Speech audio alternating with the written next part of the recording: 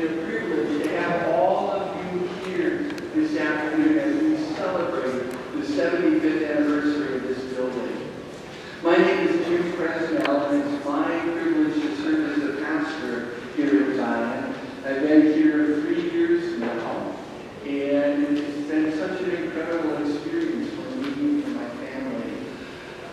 I remember the first time I came to this building and I saw those copper doors with the angels on them.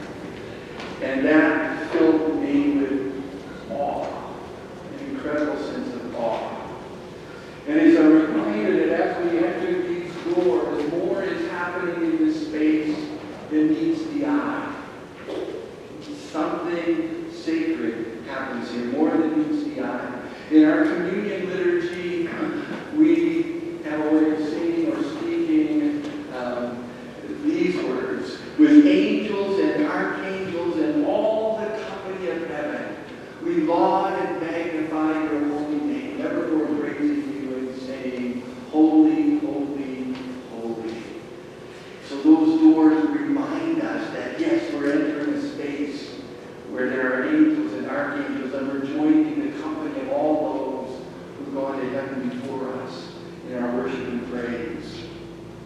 And then we have on the altar our logo at Zion, this wonderful reminder, again in copper, the crown of glory that waits for us as we go home to heaven, the palm branches of victory that's ours because of the life, death, and resurrection of Jesus, and the 3 stars of heaven, Father, Son, and Holy Spirit, and reminding us that this earthly experience is just a foretaste of the heavenly Zion, the heavenly Jerusalem that waits us. And so everything in this space was created, designed and created to remind us that this is a sacred place. And the more I have read Pietro Belluschi's own words, the more I've read about him, the more I've heard about him, the more respect I have for him. I'd like to share this as a part of our welcome this afternoon, just a few quick vignettes. So one of my tasks is to visit our homebound members. And when I first arrived, one of our homebound members was Ruth Hyde. She passed away about a year and a half ago at the age of 101. And she was sharp as a tack right to the very end. And every time I would visit her, she'd been a church secretary for 30 years. And she was our resident docent. She knew everything about Pietro Belluschi and about this space. And every time I would visit her, she would give you homework.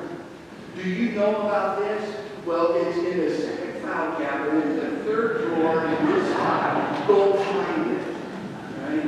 I loved my time with her, and I learned so much from her.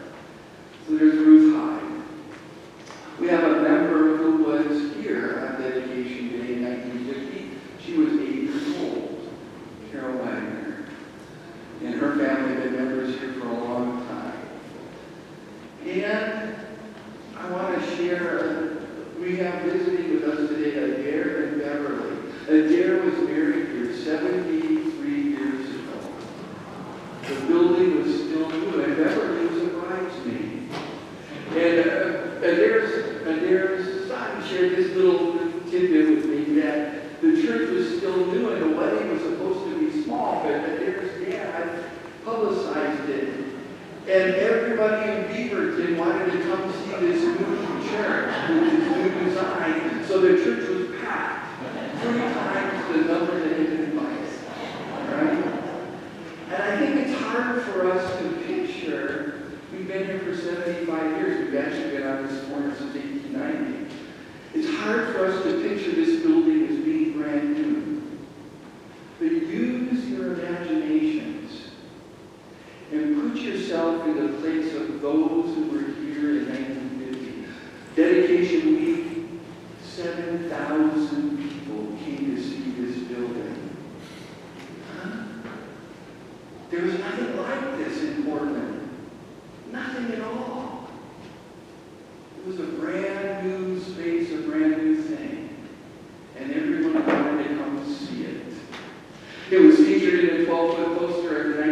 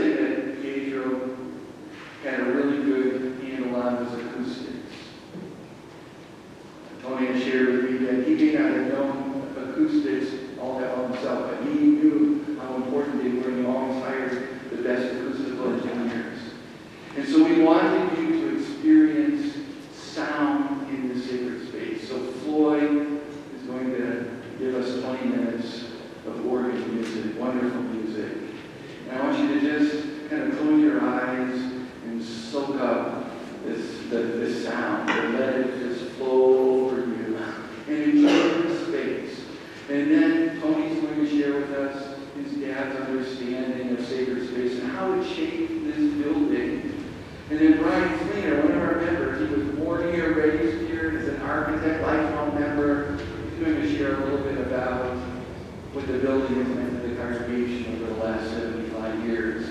And then we have a reception waiting for you in the fellowship hall. Please join us. There are cookies galore and a chance to talk and visit and original blueprints and stuff to look at.